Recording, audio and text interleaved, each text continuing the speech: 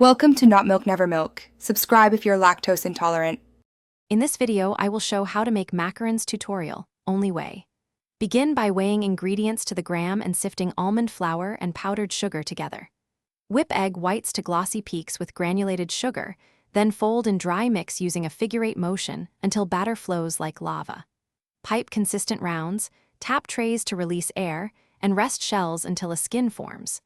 Bake gently and fill once cooled for perfect macarons. In this video, I will show how to make macarons tutorial, only way. Start by preparing ingredients and tools so you move smoothly through each step. Sift almond flour and powdered sugar together at least twice to remove lumps. Measure egg whites, granulated sugar, and any flavorings precisely. Have piping bags, round tip, silicone mats, and baking trays ready. Organization prevents overmixing and keeps rhythm when whipping and folding the batter. In this video, I will show how to make macarons tutorial, only way. After piping, let shells form a thin skin for 20 to 60 minutes depending on humidity. Bake at a low, consistent temperature until feet appear and tops are set but not browned.